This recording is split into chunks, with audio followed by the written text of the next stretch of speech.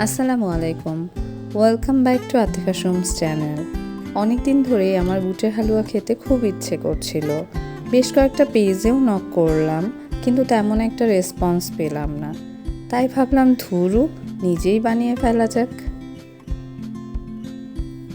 মোটামুটি সব রকমের হালুয়া বানানোর প্রসেসটা একই। তো প্রথমে এখানে আমি ভাঙ্গা বুট 3-4 ঘন্টা নর্মাল পানিতে ভিজিয়ে রাখলাম।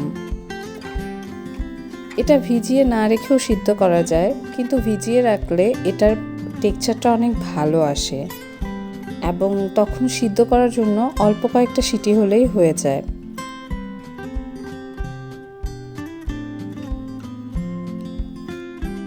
কালারটা এত সুন্দর আসছে, দেখে আপনারা বুঝতে পারছেন যে জেনুইনলি এটা কতটা টেস্টি হয়েছে।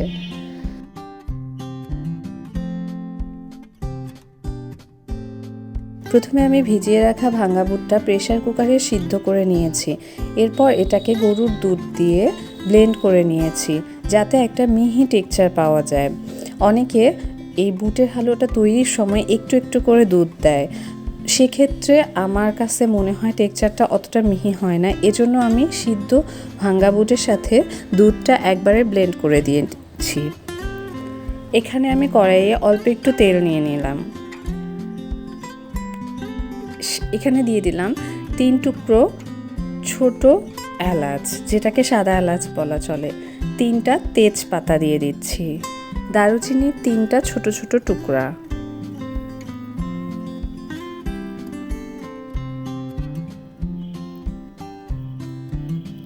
হালকা তেলে এগুলো একটু ভেজে নেব, খুব সামান্য সময়ের জন্য ভেজে নেব। এরপর আমি এখানে দিয়ে দিব আমার ব্লেন্ড করা বুট এবং দুধের যে মিশ্রণটি, সেটি আমি দিয়ে দিব এখানে।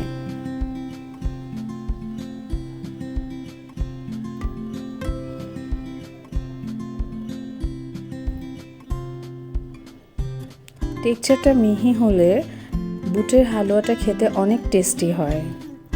এখানে তেলটা উপরে ভেসে থাকার কারণে আপনাদের অনেকের মনে হতে পারে তেল অনেক বেশি হয়েছে, কিন্তু এটা একদমই নয়, কারণ এই তেলটুকু এই হালুয়ার জন্য একদম পারফেক্ট।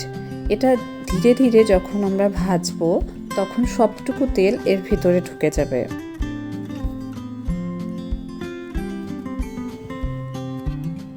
এখন আমি এটাকে শুধুই নাড়বো।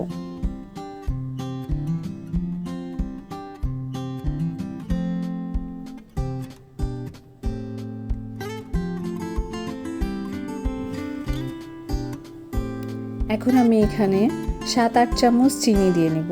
আমার চিনির দানাটা একটু মোটা, তাই মিষ্টি কম, সেজন্য আমি অনেকটা বেশি পরিমাণে দিয়ে নিচ্ছি। আপনাদের চিনির যদি মিষ্টি বেশি থাকে তাহলে আপনারা আরেকটু কমও দিতে পারেন, তবে হালুয়ায় একটু মিষ্টি হলে ভালো লাগে। এখানে অল্প একটু লবণ দিয়ে নেব। যে কোনো প্রকার মিষ্টি, যখন ডেজার্ট টাইপস আপনারা যে কোনো প্রকার জিনিস রান্না করবেন, তখন সেখানে অবশ্যই একটু লবণ দিবেন। লবণটা মিষ্টির যে স্বাদটাকে সেটাকে পরিপূর্ণ করে। খুব সাবধানে এই মিশ্রণটি নাড়তে হবে, কারণ এটা যখন বয়েল হবে তখন এটা চারিদিকে ছিটিয়ে পড়বে, এবং এটার আমি খুব জলজ্যান্ত প্রমাণ, কারণ অলরেডি আমার মুখের উপর ছিটিয়ে পড়েছে। তো এজন্য আমি বললাম খুব সাবধানে নাড়তে হবে। এখানে আমি দিয়ে দিচ্ছি কোরানো নারিকেল। আপনারা যে যা মতো আসলে একটা রেগুলার প্রসেস থাকে, সেই প্রসেসের বাইরে গিয়েও আপনারা রান্না করতে পারেন। আমি আমার যেমনটা পছন্দ আমি ঠিক সেভাবে রান্না করি। যেমন আমি যে কোনো প্রকার হালুয়া কিংবা মিষ্টি টাইপস জিনিসে নারিকেল একটু বাদাম দিতে খুব পছন্দ করি, কিন্তু আপনাদের যদি এগুলো পছন্দ না হয় আপনারা চাইলে নাও দিতে পারেন।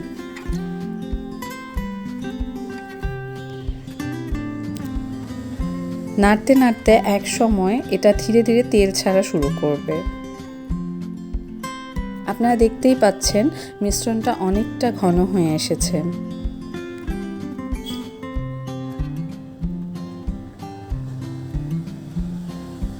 এই ফাঁকে আপনারা একটু কমেন্ট করে ফেলুন কার কার হালুয়া অনেক বেশি পছন্দ। আমার মতো আমার কিন্তু হালুয়া খুব পছন্দ, বিশেষ করে বুট কিংবা কাঁঠালের বিচির হালুয়া কিংবা সুজির শক্ত হালুয়া। আপনারা কমেন্ট করে জানান আপনাদের কোন কোন হালুয়াটা খুব পছন্দের। আমি চেষ্টা করব আপনাদেরকে প্রতিটা রেসিপি এক এক করে আপলোড করে দেওয়ার। এখানে আমি কিছু কাজু বাদাম এবং কাঠবাদাম ছোট ছোট টুকরো করে কেটে রেখেছিলাম, সেগুলো দিয়ে দিচ্ছি।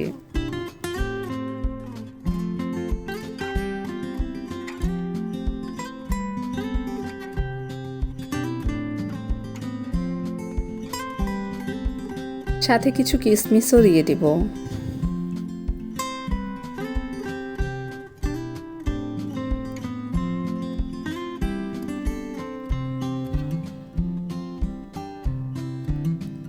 বুটের হালুয়াটার ক্ষেত্রে একটা জিনিস আমি বলতে ভুলে গিয়েছিলাম, সেটা হচ্ছে যখন আমরা ভাঙ্গা বুটটাকে সিদ্ধ করব তখন হালকা একটু হলুদ দিয়ে নিব, তাতে আমাদের যে এত সুন্দর একটা কালার আসছে সেই কালারটা চলে আসবে।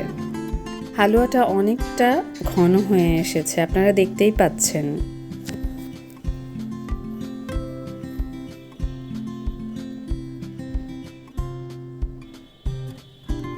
আসলে এটা অনেক সময়সাধ্য এবং অনেক পরিশ্রমের বিষয়, এজন্য অনেকে এটা করতে চায় না। আমার হালুয়া একদম তৈরি। গরম গরম থাকতেই এটা আমরা একটা বড় কোনো পাত্রে ঢেলে সুন্দর এভাবে সাজিয়ে নেব, পরে ছোট ছোট টুকরো করে কেটে নিতে পারবো।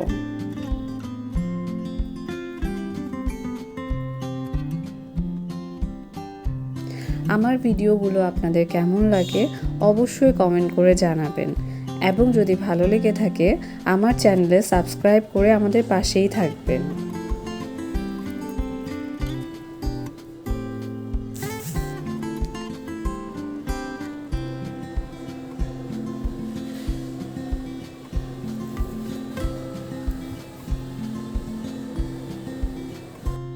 আপনাদের গঠনমূলক কমেন্টগুলো আমাকে সামনে এগিয়ে যেতে সাহায্য করবে।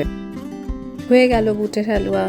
এটা দেখতে যতটা সুন্দর হয়েছে, আলহামদুলিল্লাহ এটা অনেক বেশি টেস্টিও হয়েছে। এবং এটা আমি বানিয়েছি সেজন্য নয়, আপনারাও চেষ্টা করে দেখতে পারেন এটা কতটা টেস্টি হয়। আজ তবে এ পর্যন্তই, দেখা হবে পরের কোনো ভিডিওতে।